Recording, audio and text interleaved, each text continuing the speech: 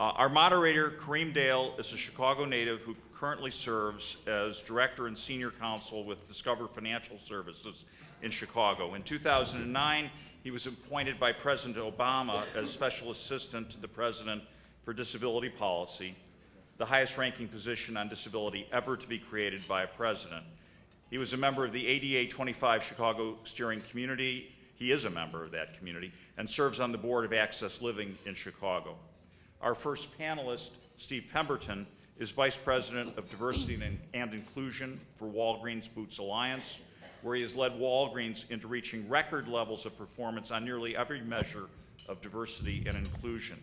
His responsibilities include serving as a public ambassador for the company on matters of employing people with disabilities. This year, he was appointed by United States Secretary of Labor Thomas Perez to serve on an advisory committee for competitive integrated employment of people with disabilities. He is also an accomplished author, and I highly recommend his book titled A Chance in the World. It's a great read. Our next panelist, Karen Tamley, is Commissioner of the Mayor's Office for People with Disabilities.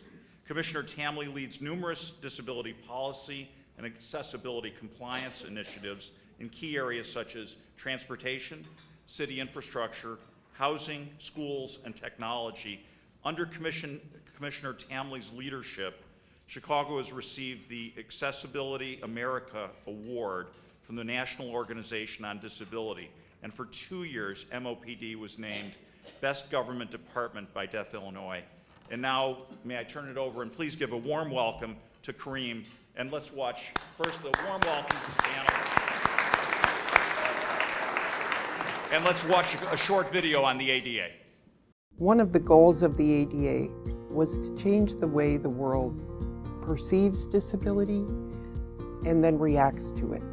For the first time, the Americans with Disabilities Act enshrined in federal law that disability is a natural part of the human experience and that the world needs to change a little to let us in. The Chicago disability community was very engaged with the passage of the ADA. In fact, Access Living was the Midwest organizing hub. We took our directions from the people inside the Beltway who were working on the draft language. I was the president of our National Council on Independent Living at the time, and we led a march from the Congress to the White House demanding a meeting with the administration. We got it, and that was a watershed moment in getting the administration to move forward on some of its resistance. You have to understand that the disability community had been told we'd never get this done. Here you had a group of ragtag people who couldn't walk, couldn't talk, couldn't see, really creating the most significant piece of civil rights legislation since the Civil Rights Act of 1964. We've made progress in the built environment in a lot of areas, but it's much more difficult to legislate things to change the hearts and minds of people. That work is still far from finished. When we first approached Terry Mazzani at the Chicago Community Trust with the goal of using the anniversary for change, Terry listened to us and then came back and said, "You're not thinking big enough." He understood that we need the paradigm shift that has occurred within the disability community and frankly within the law to now be a paradigm shift shared by everybody. And to do that, we needed everybody to be involved. So the goal of ADA 25 is to take a look back and to look forward. A look back to celebrate the accomplishments of the first 25 years of the American Disabilities Act, primarily focused on creating new avenues of access. But the next 25 years, moving us from corrective action, doing the right thing, to looking at disability as a competitive advantage for organizations, for communities, and for our country. This is the year to push forward opportunity, accessibility, and inclusion for people with disabilities. What will you do? What will you do? What will you do? What will you do? ¿Qué va a hacer usted? What will you do? What will you do? We are greater together.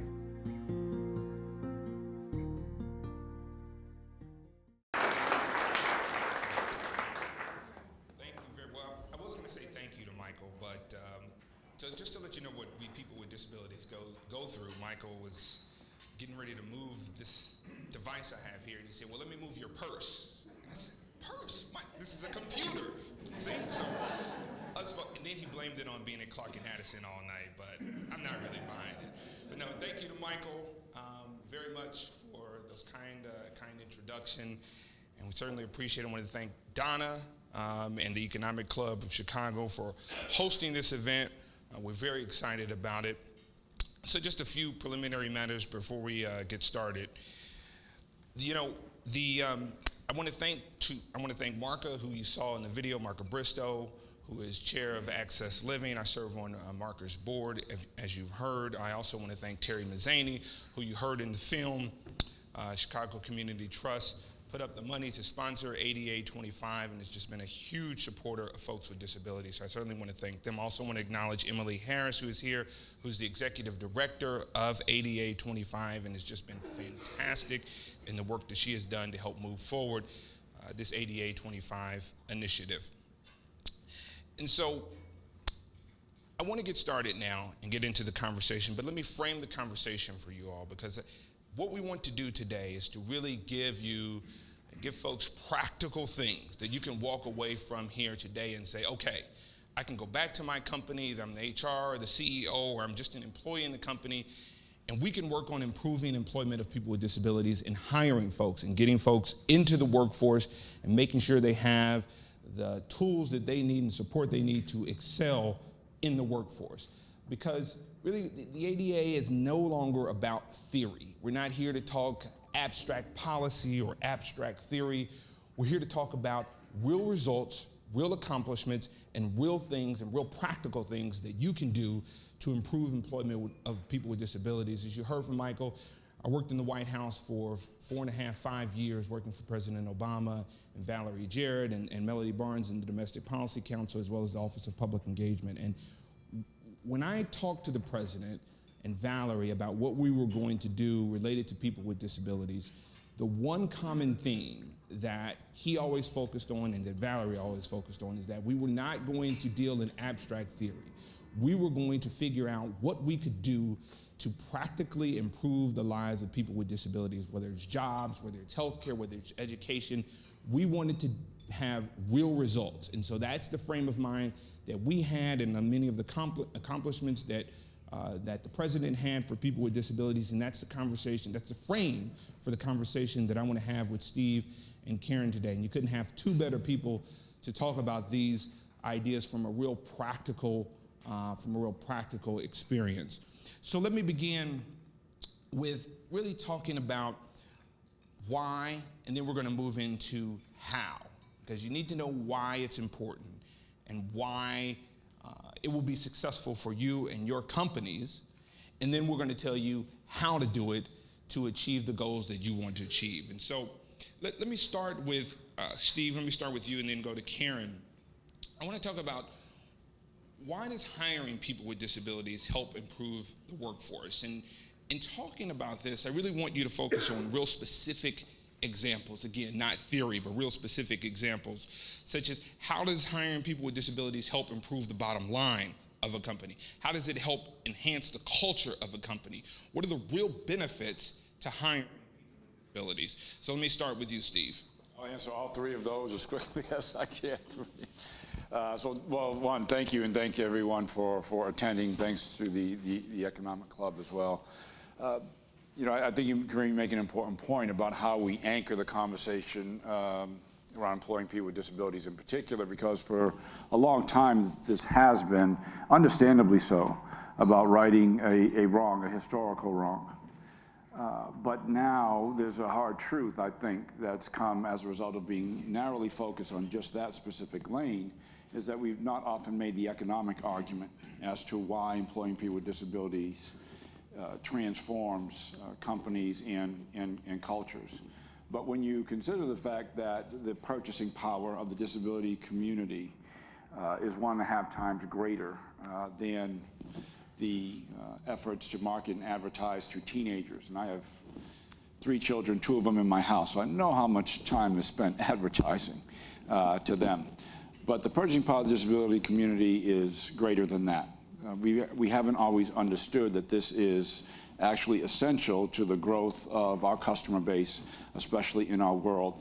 There's also this important intersection, one thing that's happening socially, that the lines in our generation of profitability and social consciousness are intersecting. Let me give you an example of that.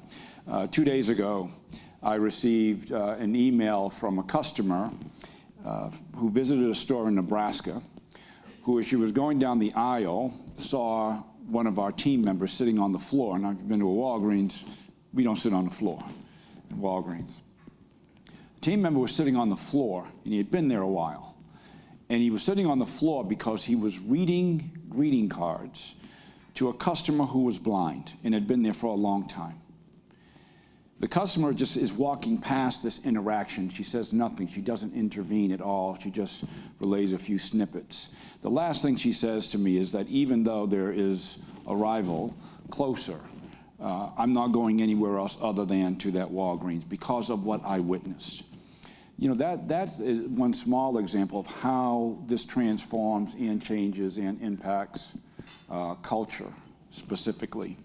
We spend a lot of time talking about the long-term unemployed, but the long-term unemployed are made up of cohorts of populations, and there are reasons why you have communities that are chronically unemployed. Even you saw the picture of President Bush signing of the 8825, and if you look at his speech specifically, he referenced employment, devoted actually a substantial portion of the speech at that signing to what would be the next frontier. And if I put that speech up in its language in front of you, it's as relevant, it's a sobering fact, it's as relevant today as it was back then. Because employing people with disabilities was a reflection of the need for businesses to shape and change and grow. And so unfortunately, Kareem, we're still having some of those same kinds of discussions. What has been a sustainable practice for us at Walgreens is, while this is born of a noble good and an important one, the fact of the matter is that this has led to greater profitability for us, I think, not only higher retention of our team members with disabilities, and a link to a customer base that I think historically we've overlooked. That's a much more sustainable argument to me, an economic one, than that which is anchored primarily in policy and corrective action. Let me have you build on what Steve is talking about, really, from the Mayor's Office of People with Disabilities and the government perspective. What are some of those, why is this important from a real practical standpoint? How does it benefit companies? Yeah, I mean, I think to build on Steve, we have to really realize that the disability community is one of the fastest growing segments of the population. And 54 million people with disabilities in the US. It's estimated that there's 1.7 billion people with disabilities worldwide. So this is a growing population. We think about the aging of our community as well. But there's huge disparities in the unemployment rate of people with disabilities as compared to those without disabilities. People with disabilities want to work. 2 out of the 3 people that are unemployed want to work. And this is really a talent pool that needs to be looked at. And so one of the things that we did at the Mayor's Office a couple years ago with DePaul University and the state of Illinois is that we actually looked at the cost benefits of employing people with disabilities. And we did a survey of companies in 3 sectors: hospitality, retail, and healthcare. And we did a very, very deep dive into this and found that individuals with disabilities who were employed by these companies had lower absenteeism, they stayed on the job longer, they were more reliable, there was less turnover.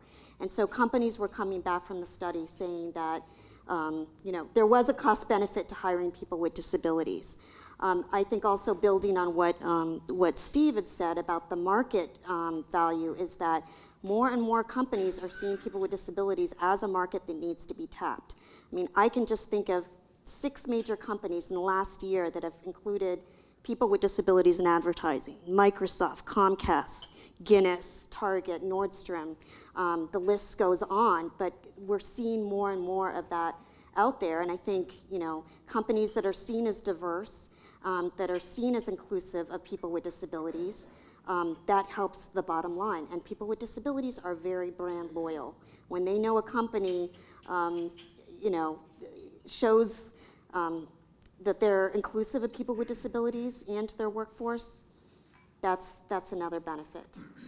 Thank you very much. No, I think Apple is another one that has had people with disabilities in their commercial. I'm a big fan of Apple, so but it's because as Steve just talked about with Walgreens and the assistance that was being provided, Apple does it right. They provide accessibility to their products out of the box, so you don't have to pay for anything additional. You all, for your iPhone, you can turn on a feature called VoiceOver, not Siri, VoiceOver, that makes it accessible. And so, and the company is doing it right, that makes fans out of all of us. But one of the things we talked about in the White House was a lot, and pulling out a point that Karen made, is that this aging population, and so many more people are going to be living, facing, and dealing with disabilities as they get older. And so at the White House, we worked together a lot, whether it was the aging community, the healthcare outreach person, and focused on these policies because they all work together and they're all integral.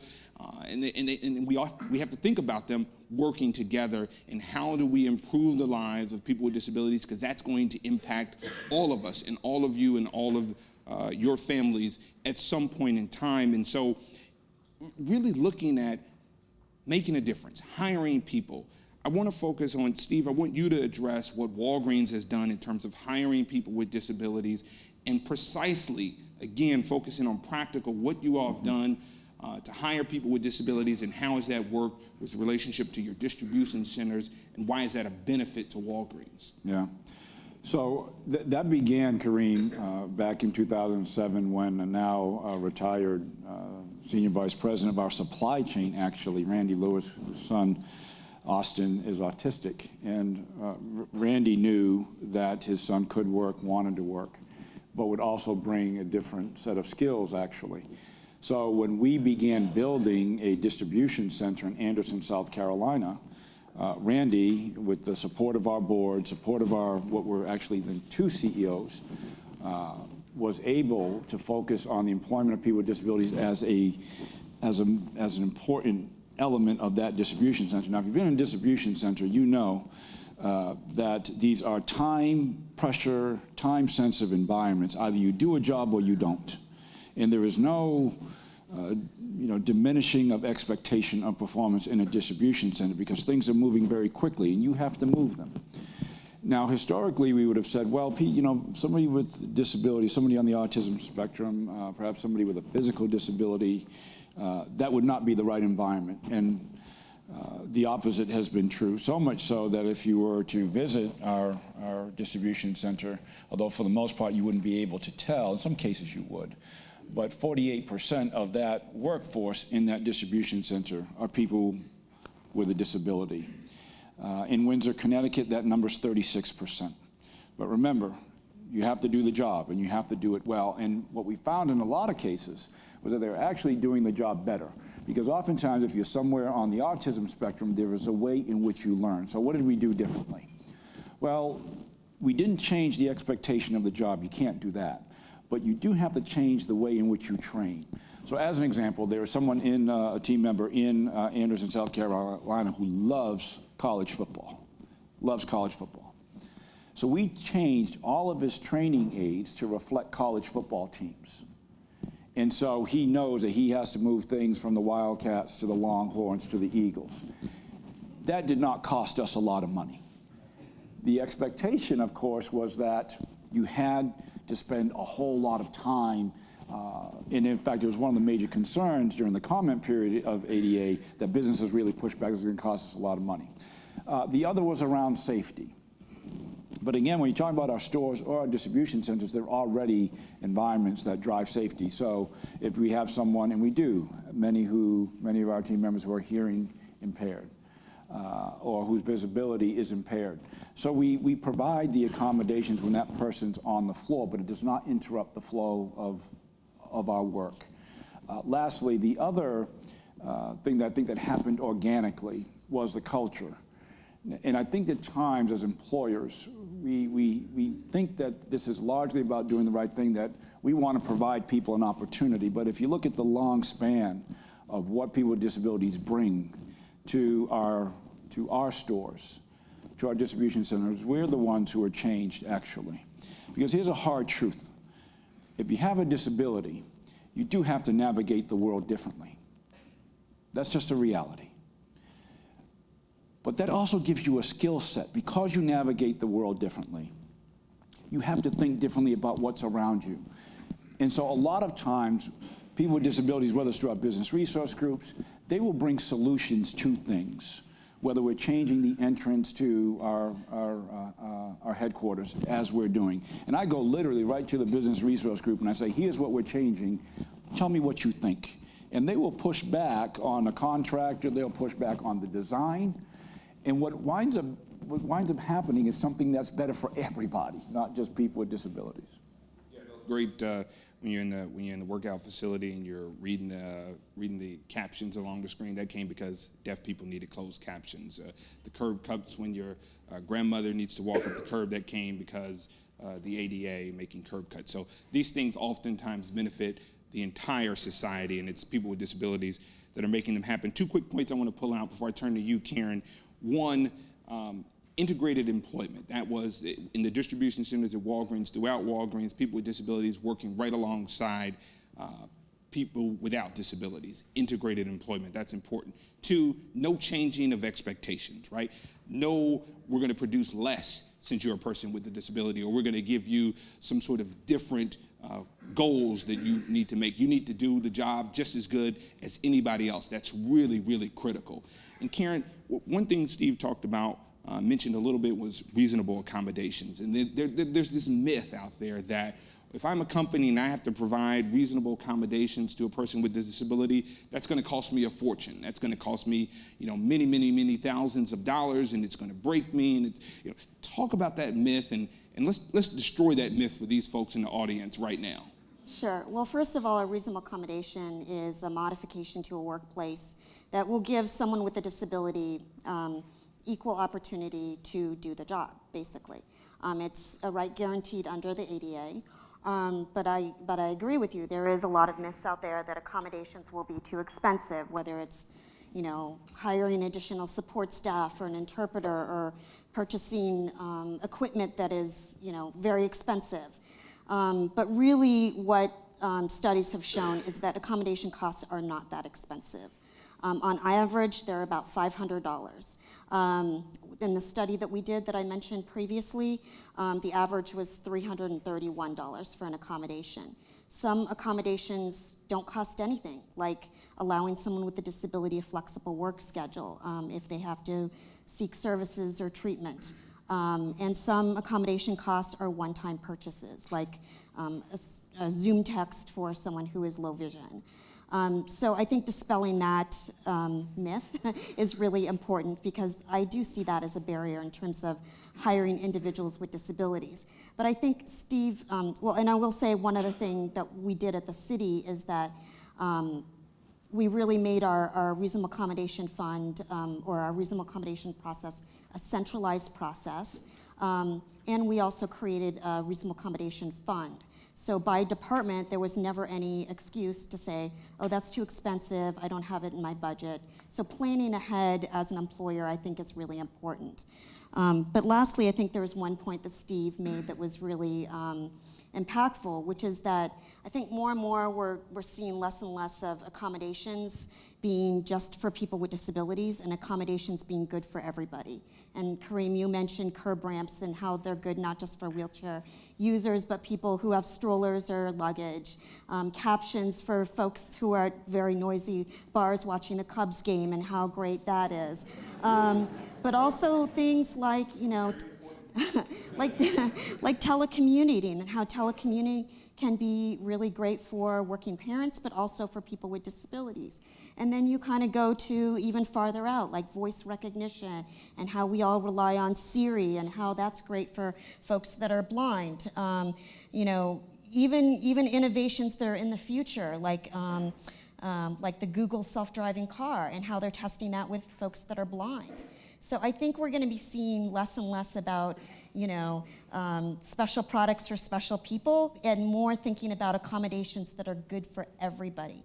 And I think that's really the wave of the future, that people with disabilities are driving innovation and are driving the way companies look into the future.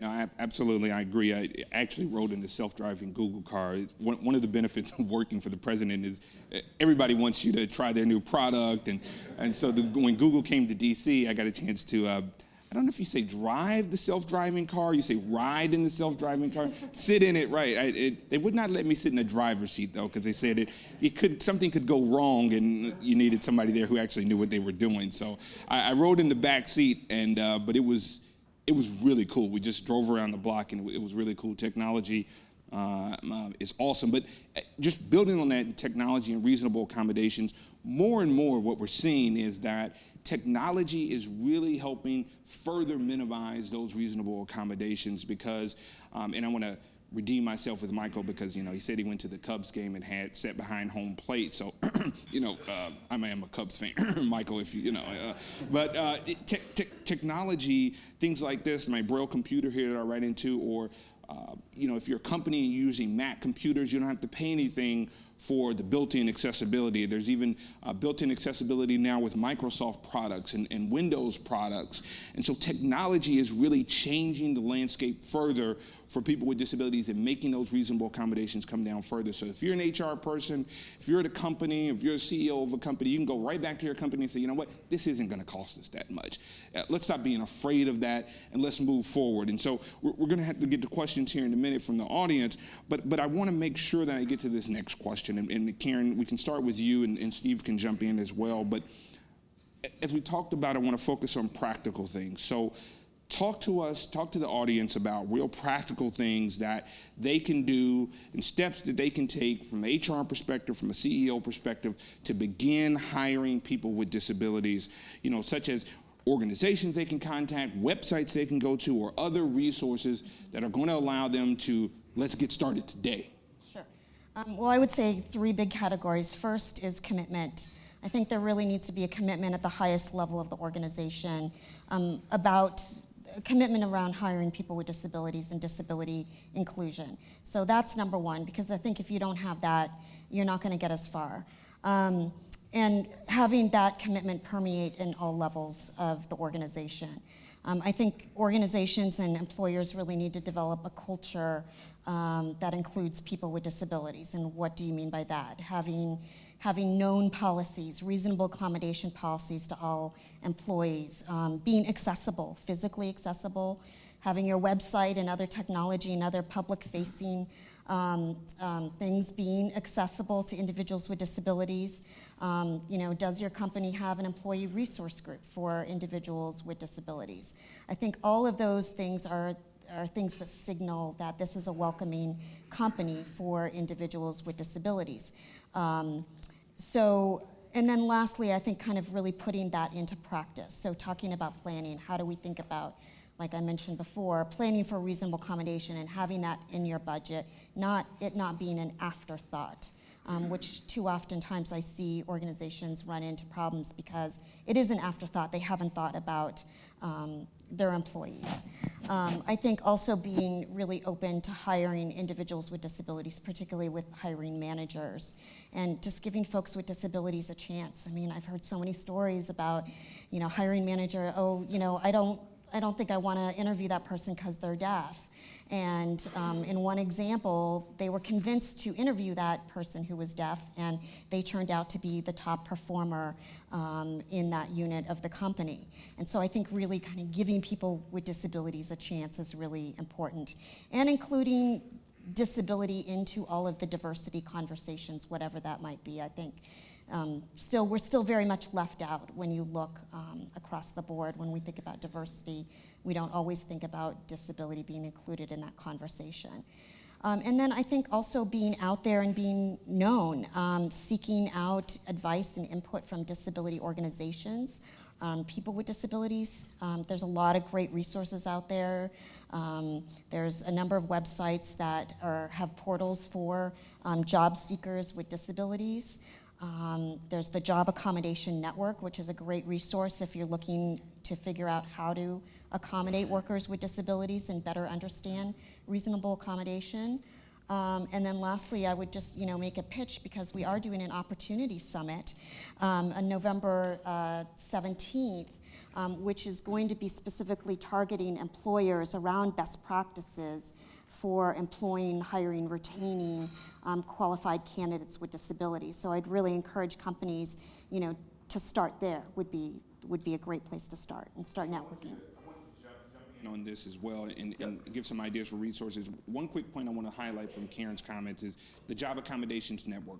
If you don't know about it, it's a website and an organization where you can go and get confidential information about accommodations, about you're trying to figure out what you need to do for a person with a disability, and it won't be held against you. You can get advice, and they know the rules about reasonable accommodations. They can give you that advice.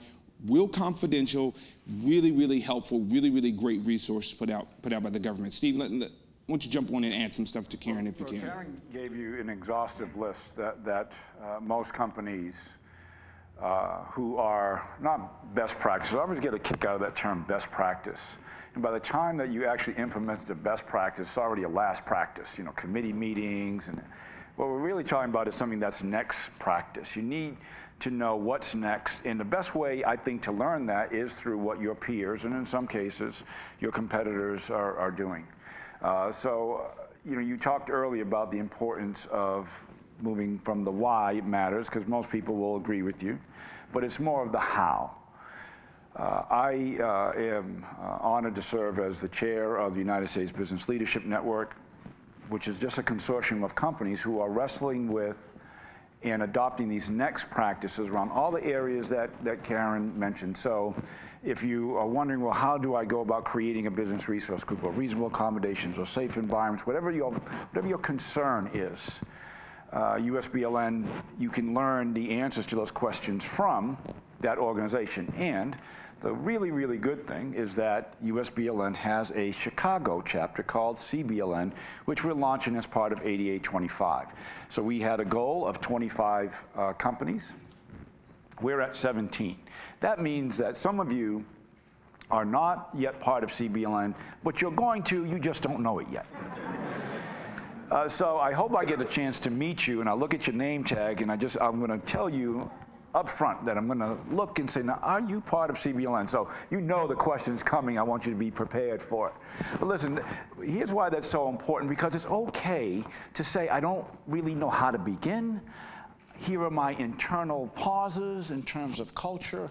But when you see the successes and see how other employers wrestled with the same concerns you had, and it's okay to have those concerns, but you do need a safe environment where you can say, okay, so how did you deal with issues of safety?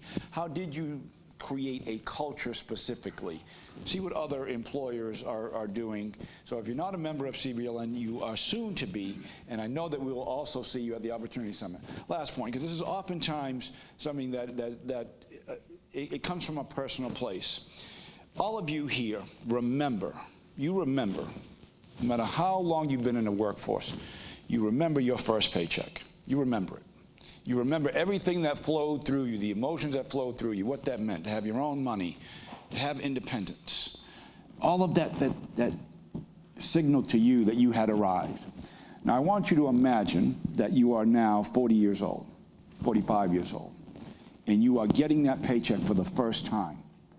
Because finally, for the first time in your life, somebody, an employer, sees you not through the lens of circumstances, but possibilities. That's what we see every day. Companies in CBLN see that. We see it at Walgreens. And if you ever want your soul moved, just be there and watch that interaction. Watch how the parents respond. Watch that individual receiving their first paycheck. Whether it's being part of CBLN, spending time with Kareem or me or Dale or Terry or Marka, it become really clear to you how powerful, how impactful this can be. So we're looking forward to seeing you at CBLN. Shameless, I know, but absolutely. I'm proud to say Discover is a member of CBLN, so I'd have to face the wrath of Steve. But the USBLN, and I think we're going to go to questions in a second. So let me close with this comment before we jump to questions. The USBLN made up of really Fortune 100, Fortune 500 companies that are really making a difference, just like CBLN. And one final point before I turn it over to Donna is that you haven't heard it explicitly said yet today, but you've heard it implied. And this is not about sympathy. This is not about empathy. This is not about let's do something nice for people with disabilities. This is about helping your companies be better and understanding that improving the culture will improve the bottom line and will make your workforces better, which will make our communities better, which will make our country better. So with that, let me turn it over to Donna for questions from you all. All right, thank you very much, Kareem, Karen, and Steve. And at this time, we'd like to open it up to questions from the floor. We have a microphone, and Madeline there. So if you could raise your hand, and we'll get the first one over here with Jay. If you can just wait for the mic to. And then introduce yourself, and then ask your question, please. Thank you, Donna. My name is Jay Shekhawat. I'm a software entrepreneur. And I applaud the work you're doing. We've had firsthand experience with how much more powerful it can be to have individuals with disabilities because of the offsetting compensating factors that they've developed in many ways that have made them even more productive here. My question to you is, there are many disabilities that are not visible, and you mentioned one of them, autism among them. There's also, Crohn's disease or diabetes or PTSD and chronic depression, that sort of thing. We've seen all of these come through, and one of my personal frustrations has been there is not a blue placard to identify these disabilities. And it's very difficult to make an accommodation if you don't know what it is. And so what I'd love to get your perspective on is, how do you create a sense of agency within those who have an invisible disability that might have shame associated with it, or they don't want to raise their hand and be viewed as different? So there becomes a don't ask, don't tell situation where we as an employer would love to create that accommodation. So Jay, let me tell you why I think that is, and then what we can do. I'm sure you and Karen can weigh in on that as well. I do think that for people with disabilities, if you just look at the numbers, and if I told you that there's a group of people whose unemployment rate is double that of the national average, and you're a member of that group, but it's not self-evident by looking at you, how many of you would volunteer that information? You'd be very less likely to do so because you'd say, well, that's automatically going to make opportunity more difficult. And that's a separate conversation than one that relates to stigma in particular. So that is why, despite Section 503, federal regulations that is asking companies or federal contractors and their team members to self-disclose, you still have people with disabilities who will not disclose because that's going to create even greater not a real word, but disopportunity for me, work against me and not for me. Within our companies, and even within the broader American culture, there is an opportunity to completely shift that narrative, to say that there are skills, perspectives, differences that people with disabilities bring that you are cheating yourself if you don't have. So the great work that we see individuals do, and I understand the time and place that it came from, but I think we're at the end of the runway of corrective action. This is about customer bases, but this is also about skill sets, strengths, differences that do impact you. And when you start telling those stories, whether I tell a story across Walgreens of pharmacy technicians in Minnesota who don't have a disability but have learned sign language because several of their customers do. The more and more you tell the story, the more and more you're likely to see that degree of disclosure and that lack of discomfort and that lack of penalty. Maybe Karen wants to add something too, and let me just add something quickly to your point, is that one of the things you do is you make your company a more welcoming environment for people with disabilities generally, and then you'll get people with invisible disabilities wanting to self-disclose. So there was a Fortune 50 company that did a self-disclosure survey and had people self-identify their disabilities. And then they launched a year-long kind of program of outreach talking about disabilities. Had the CEO do events and host events talking about we're a welcoming company, we support people with disability, you will get reasonable accommodations, it will not be used against you. Senior leadership bought in, it was a whole effort. And then they did the survey 1 year later and had self-disclosed, and they got 3 times, it was either 2 or 3 times as many people to self-identify, including invisible disabilities. So what that says is that if your company is more welcoming and open and people know it will not be used against them, then you'll get people with invisible disabilities self-disclosing. It'll help you reach the Section 503 7% goal as well. Karen, you want to add anything? I think you said it all, and I think that's a really excellent point, that a majority of people with disabilities, you don't see it. It's non-apparent, and that's something for, I think, everybody to kind of think about. Just because you don't see it doesn't mean it's not there. I grew up in a pre-ADA generation, and as a person with a disability, we're always told, don't disclose your disability. Well, for me, it's a little hard not to not disclose my disability, but for those with non-apparent. But I'm just seeing how the conversation is changing so much with Section 503, which is a federal goal around any federal contractor has to have 7% goal of people with disabilities in their workforce across all job categories. And as part of that, companies are starting to do voluntary disclosure of their employees with disabilities.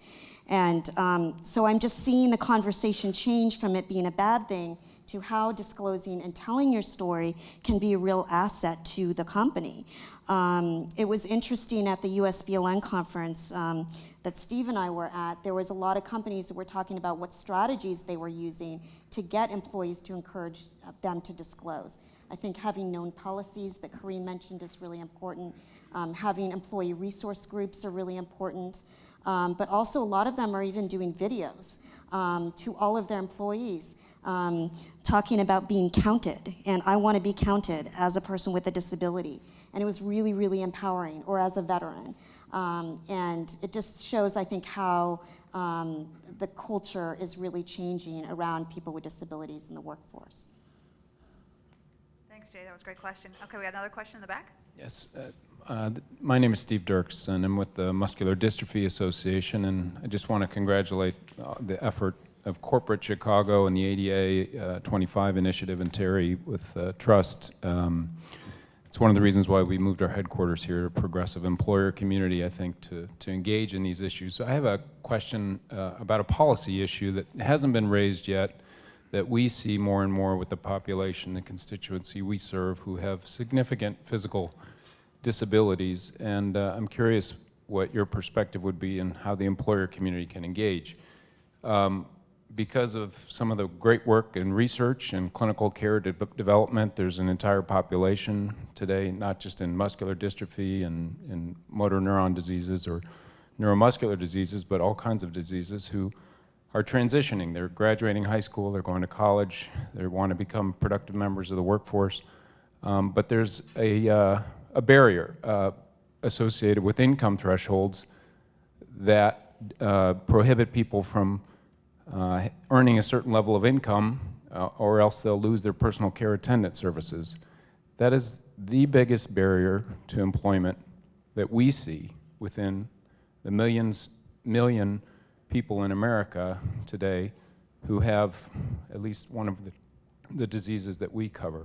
How can we address that issue as a progressive employer population and a public policy issue in this country? You might be talking about Social Security, disability income, and some of the cost prohibitiveness in terms of like earning wages.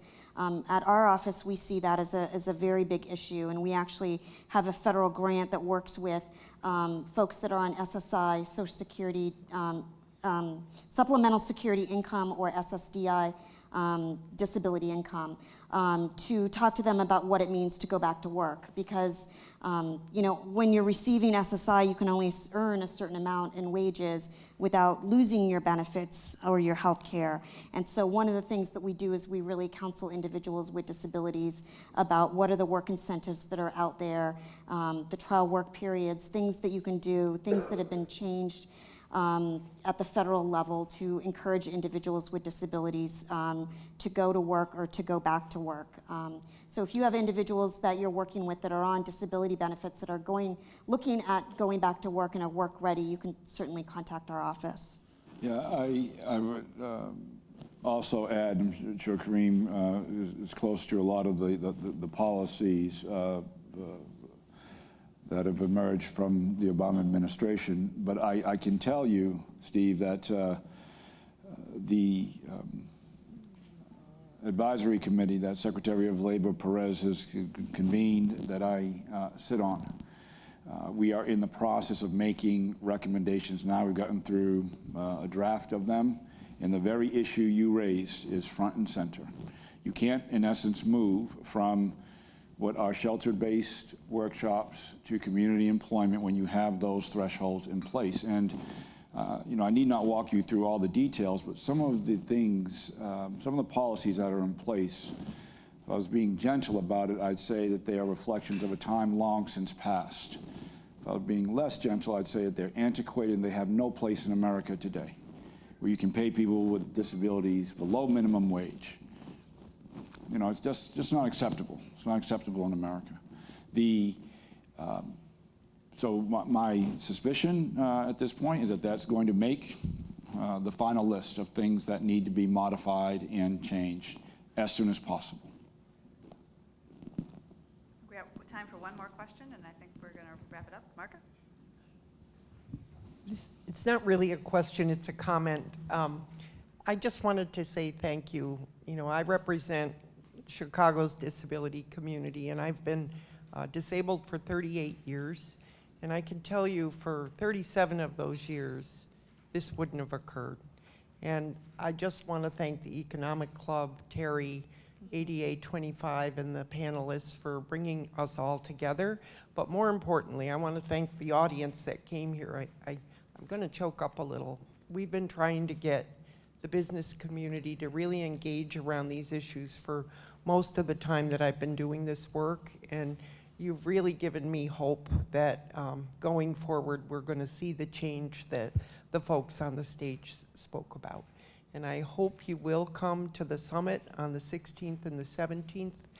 We're going to hear from Governor Markell, who led his whole tenure as the head of the Governors Association around this issue, from Secretary of Labor, Tom Perez, and from a lot of other people. And underscore how important your joining CBLN is to all of us. So thank you.